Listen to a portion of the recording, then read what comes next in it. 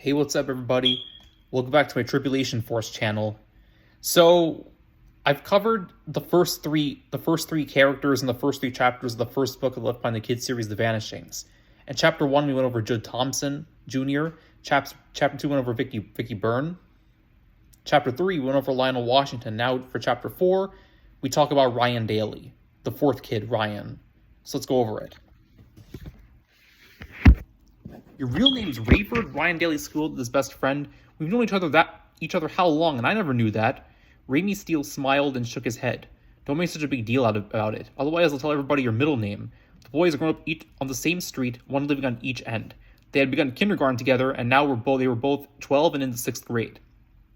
They were as close as brothers. Ryan was the only child, and Raimi may as well have been. His only sister, Chloe, was 8 years older and had been away at college 2 years already. Ryan and Raimi had a lot in common. Each had a father who was too busy for him. These guys need each other. Ryan was a little shorter and thicker than Raimi, who was sunner and tall and darker than his father. Ryan was blonde and the better athlete of the two. Like any close friends, they squabbled a lot. Once in a while, they even said nasty things to each other and vowed never to talk to each other again. Next day, one would call the other, just go to his house, and they would start where they had left off. Best friends, no apologies, no mention of the argument, just friends again. They'd always gotten a kick out of how close their first names were. That started discussion of their real full names. Ryan's even named after the famous Chicagoans. My first name comes from Dan Ryan. I don't even know who he was, but it was expressly named after him.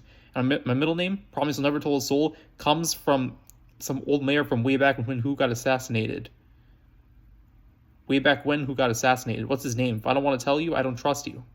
I don't want to tell you. I don't trust you. If you can't trust me, okay, I trust you, but you got to promise. I promise. You got to tell me a secret you don't want anybody to know. I will. All right, Ryan said.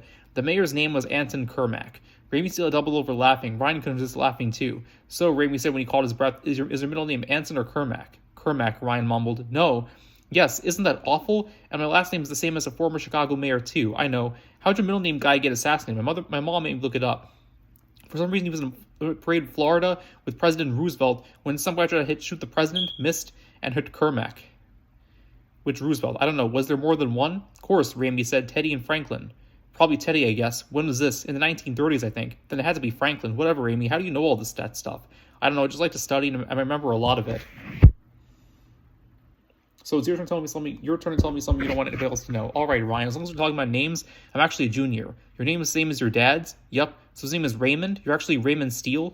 Nope. It's Rayford. Now it was Ryan's turn to laugh. They swore each other they would never tell anyone else. But when they were alone, they started calling each other Rayford and Kermack, just Rayford and Kermack. It usually made them smile. One of the reasons their friendship worked so well was that in spite of all their similarities, they also had individual strengths and weaknesses. Raimi was the student, the one who seemed to know everything and was usually right. It drove Ryan crazy to think that Raimi actually enjoyed school. Ryan went to school mostly to play. He was the athlete of the two. You named the sport, he enjoyed it, was good at it, and played it with all of his might. He was the fastest runner, the highest jumper, the best hitter and thrower, and even the best basketball shot in his class. Raimi said he considered himself the class at sports, but that he enjoyed watching Ryan and was proud to be his friend. Ryan liked it when Raimi stayed overnight at his house or stayed at Raimi's. Secretly, Ryan believed Raimi had the best dad. Raimi's dad was an Air Force SEAL senior and airline pilot. He always called it driving the planes, and the planes he drove were the big ones, 747s. Ryan got into the cockpit of a 747 once when Mr. Steele had taken him and Raimi to O'Hare. They watched the planes take off and land, and Captain Steele gave him pilot caps, wing pins, and even old computer printouts of weather conditions and route logs. Whenever Ryan stayed at Raimi's, he hoped Captain Steele was home would tell him airplane stories. Mr. Steele insisted that his job was actually quite routine and boring. The important things that we do it right and do it safely, he said. He never crashed, which disappointed Ryan because he thought there would be a great story behind something like that. The only thing Ryan didn't like about being at Raimi's house was that Mrs. Steele seemed so religious. She always made them pray before they ate, and she often talked about God and even told Bible stories. Ryan enjoyed some of those, but it made him nervous when Mrs. Steele made Raimi say his prayers before going to sleep. Church and prayer and Bible story has never been a part of Ryan's life. His father was nothing quite as dramatic as an airline pilot. Ryan's dad was a sales manager for a big plumbing fixture company. Ryan was proud that his dad was successful, seemed to make good money. His dad seemed a little upset that, as he said, I probably don't make as much as your friend's dad, the pilot, but I'm not far behind.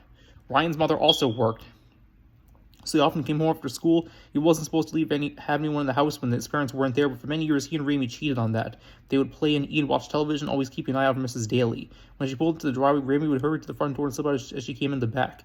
Once she was in the house, he knew it was safe to ring the doorbell as if he had just gone there. That kept Ryan out of trouble. But one day, a few months before, that all changed. For a few days, Raimi had excuses for why he couldn't come over to school. Finally, Ryan asked him right out, "What's the deal, Raimi? We're not supposed to have anybody over there with one of your parents there, right?" "Hello," Ryan said. "We've been breaking that rule for a long time. My mom's never even suspected. That still doesn't make it right. My mom's never even suspected. That still doesn't make it right. We'll never get caught, Raimi. I'm not talking about getting caught. I'm talking about whether it's right. So if she catches us, we'll tell her it was the first and only time." Raimi had shaken his head and Ryan was frustrated. "So they make it worse by lying," Raimi said. "Who cares?" "I do," Raimi said. "Wild son, I need to talk to you about that." "Then come on over, we'll talk about it." "Ryan, you just don't get it. I'm not going to your house anymore when your mom isn't there, okay? You don't have to agree, but that's how it's going to be. You're right, I don't get it. What's gotten into you? Why don't you come to my house and I'll tell you. Didn't your mom say that if you weren't home when she got home, the only other place you're allowed to be was my house?" Ryan agreed. A few minutes later, they were talking in Raimi's garage. Both Raimi's parents happened to be home. Raimi started right in. "We started going to a new church and we were learning a lot of new things." "Oh no, not this again. Are we going to wind up praying?" "No," Raimi said. "This is different, really. At our old church, we believed in God and the Bible and everything. Don't I know it? Yeah, but we were getting kind of bored, especially my mom." "Your mom?" "So she liked all that stuff." "She did, but she's just something that was missing. She's something invited her to this new church. We started going and we learned a lot more." "Like what? You really want to know?" "No, something tells me we're going to tell me anyway, so let's get it over with." Ryan hoped that wouldn't insult Raimi just a little to get on to playing, but Raimi plunged ahead. "At this new church, New Hope, right here in town, they have this really nice old pastor. Wait, the church is called what?" "New Hope Village Church." Weird name for a church. Anyway, Pastor Billings is a really nice old guy, but he doesn't just read out the Bible and talk about stuff in general like the guy at our other church. Pastor Billings has everybody look at the verses and follow along with them, and he tells us we should read the Bible every day at home too. Every day? Yuck. No, it's great. Like we can check up on him and make sure we understand the real and all that. But all that boring religious stuff, that's what I used to think too, Ryan. I liked the stories in Sunday school. When I had to sit in the service, I hated it. I thought I would hate it there too, but I don't. Pastor Billings said there's nothing more than being a Christian than just going to church trying to be good. You want to know what he says? "No, but keep going. You're going to be a preacher. You're just yourself someday." He said we can know God. Oh, come on. No, it's what he says. He told us from the Bible that God loves everyone and wants them to know him. That's the reason Jesus came to earth. He was actually God, and yeah, he taught us how to live and everything. I know. No, it's more than that. He wants people to become true Christians by following him, not just doing what he said, but letting him live in our lives. Now you've lost me. We should explain it like he does. You have to come with me sometime. "I don't think so." "Come on, if you told me something was great and important, I'd at least listen." "Good for you. You think I'm going to follow Jesus or let him, what do you say, live in your life? Too strange." "I'm just not explaining it right. My mom knows. Let's ask her." "No, I've heard enough, okay? You know God now. Is that it?" "Well, yeah. That makes you want to follow all the rules and do everything right. Why? So you can get into heaven?"